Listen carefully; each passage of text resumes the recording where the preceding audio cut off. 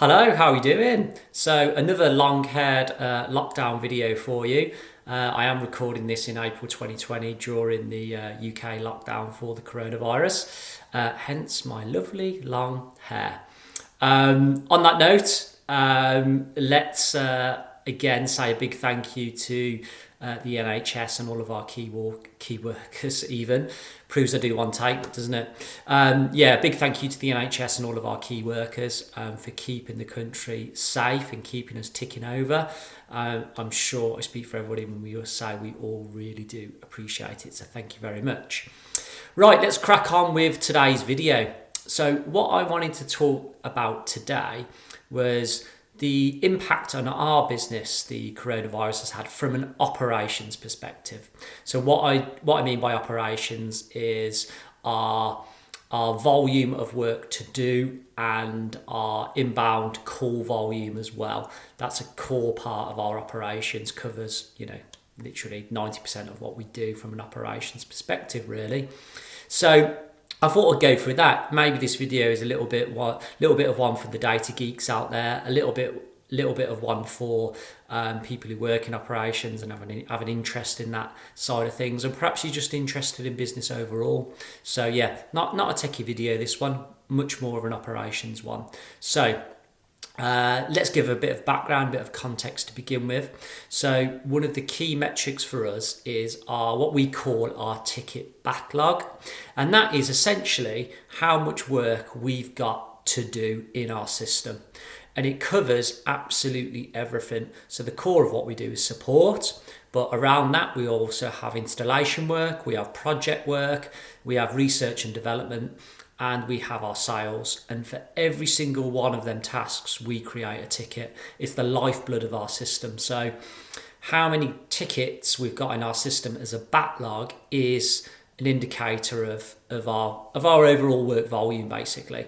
So I thought I would kind of run through that to begin with. So what we have here on this lovely graph, one I prepared earlier, this is our ticket backlog. So the game that we play as a business is to get this as low as possible. The lower it is, the kind of better it is for us. We don't want this getting too high because it means there isn't a big backlog in the system. So what you can see over here, basically from here to here, is roughly how we work. And these statistics cover from roughly January until the present day. So you can see our backlog in the system here is kind of peaks and troughs, completely average, a complete pattern you can see there month on month. Around about here is when the virus started really kind of kicking in, so to speak. It was when it was starting to be a lot heavier in the news. It was when we were starting to talk about the happy birthday hand washing. It was when other countries were starting to have a real big impact on what they had going on in terms of Italy and France and Germany and the US. So that started around this time, and clearly what you can see here is the backlog in our system here is, aside from this small drop here, is it starts to build. And that was because fundamentally we were getting a lot more support requests into our system to get people set up to work from home. There was a lot of companies preempting the lockdown. The lockdown is actually here for the UK. So we had a lot of work building up to the official lockdown because everybody knew it was coming, I think. Everybody knew it was coming, so people were getting set up to work from home. So you can see this build up here, a huge spike here. This is the Monday/Tuesday of the announcement of lockdown. So in our system, we were inundated with support requests. Absolutely. You'll see some of the little videos I do over on Instagram. You can see we got absolutely smashed for about 2 weeks in terms of support requests leading up to the lockdown. So we had this huge spike go on here. But since then, we've got on top of it because a lot of customers are now working from home. The demand around that has dropped off because people are set up to work from home. We had everyone do it as a mad rush, and then everybody settled into home working. And roughly here, a return to normal of what we generally see with our business in terms of our backlog Obviously, it could always be better, could always be lower. We're always looking to improve, but roughly back to the pattern we were seeing pre-virus. We really kicked into our ticket request backlog here, as you can see, because generally with that little bit quieter, so we were able to eat into the backlog, and it's picked up again a little bit since, because overall I'm guessing that is more support requests coming into the business for various bits of work. So we've kind of returned to normal, a little bit quieter than normal, which means the team can eat into the backlog. So overall, this is us providing good service. Backlog, which means a slower response time for our customers. Unfortunately, it was inevitable. It was an unprecedented time, and now we're back to normal support requests and support volume, and our response times are very good at the moment because of that. So that gives you a rough insight into what we call ticket requests, which is our to-do list essentially. Look upon it as our to-do list, and a very similar pattern can be seen with our inbound call volume here. So these are the phone calls we receive every day.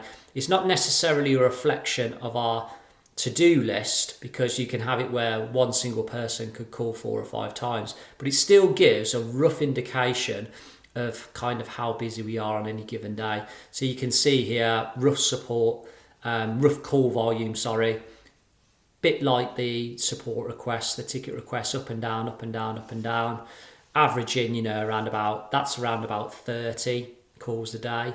And then this is when things started getting serious. This is when people were starting to work from home. This is when lockdown was coming. This was lockdown announcement here. So you can see, similar to the ticket requests, the phones just went nuts. They went absolutely mental. They were ringing every 2 or 3 minutes. Like you can see clearly, this volume here, you can't be seen anywhere over here. Like absolutely manic for a good week or so in terms of phone calls and calls coming in. And then we've settled everybody into home working. Lots of businesses now working from home, so it dropped down to normal kind of volume pre-virus here, and then there's a little bit less now overall calls coming into the business because people are working from home, probably less inclined to call us, but also, like I said, this is just call volume. If you look at the ticket volume one, the work-wise, it's still kind of back to normal work-wise. It's just less people are phoning in, more than likely because they're at home and they are emailing us instead, or they're sending us a request via electronic means rather than picking up the phone, which is what they traditionally do when they're at their office. So hopefully that gives you a rough idea of what goes on. There's no real surprises there, to be honest, is there? There's a pattern where things are normal, things went mental around the start of lockdown, and things are dropping back down to normal and are a little bit quieter, completely and utterly to be as expected, to be brutally honest. I'd love to come on here and say, wow, look at this exceptional thing we found out, but it is to be expected. I just thought might be of interest to people who have an interest in businesses and operations and statistics. I love statistics, I love data. I am a complete data geek, so hopefully you guys are too, and that floats your boat as well. So yeah, it's interesting, it's not surprising at the same time, but yeah, it's sometimes good to see these things in black and white, so to speak, isn't it, to back up what your gut feelings are around it. So yeah, that's where we're at basically. I just thought that may be of interest. If it has been of interest, please do smash the like button, please. It really helps grow our YouTube channel, helps spread the word through the YouTube algorithm. Again, proves I do one take on these videos.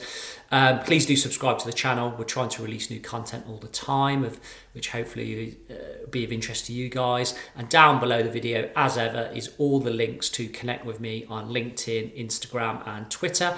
And likewise, comment on the video. I welcome comments on the videos, and I will try and engage and get back to people as soon as I can. So feel free to do that as well. And finally, a big thank you again to all the NHS staff and all of our key workers, keeping us safe, keeping the country ticking over. Thank you very much, and I'll see you next time.